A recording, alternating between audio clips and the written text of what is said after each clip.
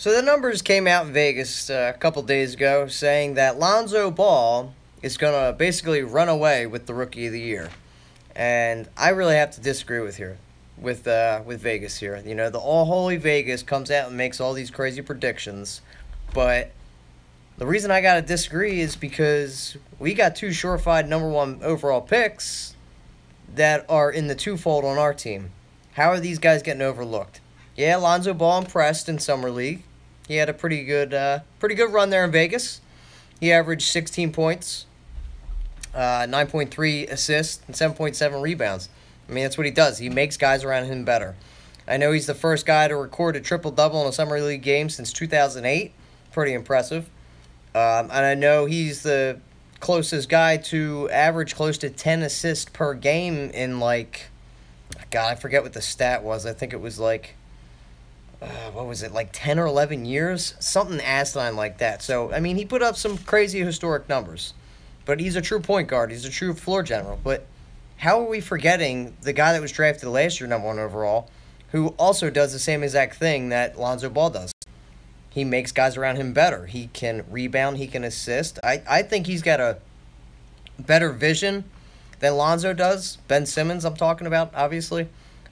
The way the guy just sees the court, I mean, he's a lot taller.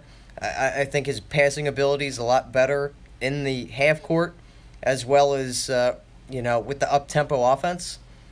But to kind of overshadow both of these guys, I mean, Lonzo did go number 2 overall, but, you're overshadowing 2 number 1 overall picks. The last 2 years, the 2 number 1 overall picks in Karl-Anthony Towns and Andrew Wiggins have walked away with Rookie of the Year. Now, Malcolm Brogdon won it this year, which I think is complete crap, but, I'll get into that in a minute.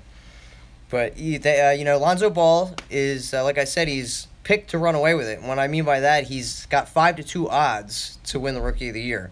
And, Ben's number 2 at 3-1, and then you have Fultz, the number 1 draft pick this year, to go 5-1. Now, if you look at the numbers in Summer League, the only thing Fultz beat Lonzo in was in points. But is Fultz really a true point guard? That's yet to be seen. I don't think he is. I think he's more of a scoring 2 guard. And you can see that with the way he played the game. I mean, he only averaged 3.5 rebounds and 3 assists a game in Summer League. We had a small sample size to see him, but he's not going to be the true point guard. It doesn't matter for our team because that's what Ben's going to rely on. So he's going to be asked to score a lot more. Now, Ben, when he debuted last year in the Summer League, he averaged 12 points a game, 7.8 rebounds, and 5.5 assists in his Summer League debut last year.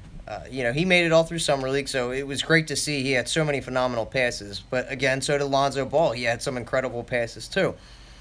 And if you look, the NBA is going off of picking who wins the Rookie of the Year each year.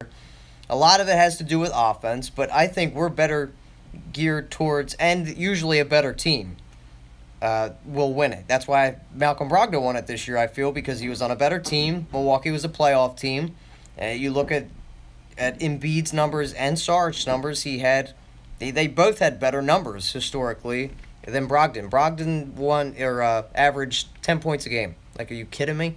You look what Sarge did, he put the team on his back, and then you look at the historic January that Embiid put up, asinine crazy numbers. I mean, let alone from him only playing 31 games, I still would have gave Rookie of the Year to Joel Embiid because I feel like Rookie of the Year should be given to the players that impact their team the most. And Malcolm Brogdon didn't really do as much for his team that Joel Embiid and Dario Saric did. So if you look at the numbers, what's going to happen this year, there's a better overall team in Philadelphia than it is the Lakers. Yeah, they've added some okay pieces. They added some veteran help with Brook Lopez. They've got Brandon Ingram going into his second year. But is Lonzo Ball really going to affect the team that much and bring them a lot more wins, especially in such a brutal Western Conference? I don't think so. I think he's going to improve the team. I think he's a special talent. He might win them a couple more games. I don't see them scratching the surface of making the playoffs. I see the Lakers maybe winning 25 games next year. But if you look at our team and what we did in a short time period, if we can stay healthy, it's going to be scary. You're going to have Ben Simmons running the point. You're going to have Markelle Fultz. I think it's going to be easier for one of our two guys to win Rookie of the Year because we have an established team around us. You have Embiid. You have J.J. Redick that we just signed. We just have team chemistry. And Fultz isn't – there's not going to be that as much pressure on Fultz to do what he can do, so he can kind of go out there and just go all in and just play the game he wants to. Let the game come to him. It's not pressure on him like it is out there in Lonzo, out there in L.A. I mean, the kid has huge he's got huge numbers going against him. They're calling him the next Magic Johnson. I just think it's going to be really tough for him. I mean, I think he can handle the pressure, but to say he's a 5-2 odds is just crazy to me. And Rookie of the Year is just a whatever.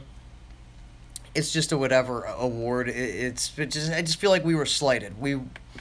Like Malcolm Brogdon winning Rookie of the Year this year was just as bad as when Mike Miller won it back in 2001, and when even, I hate to say this, but Michael Carter-Williams when he won it back in 2013-14.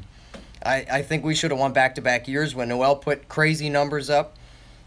When he went on that historic run, when he was putting up 30 points a game for that short period of time, he was actually playing really good offense.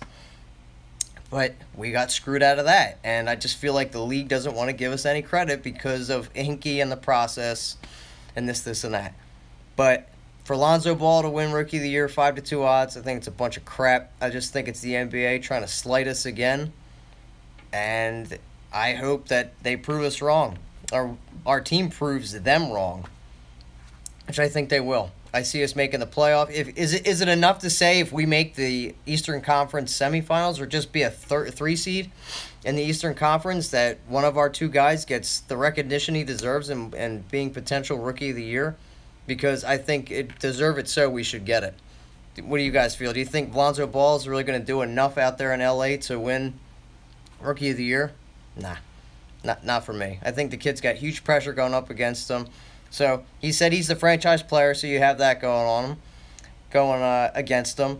He's going to have to bring the Lakers to bring them back to the playoffs, which his dad called and said already. Yeah, oh yeah, Lonzo, he's the greatest thing since sliced bread. He's better than Steph Curry. This and that. But we will see. I think the Sixers got a greater chance of beating Lonzo Ball to win Rookie of the Year. And we will see, guys. This is Kyle Gaffner with the Bitter Birds, and I hope we win Rookie of the Year.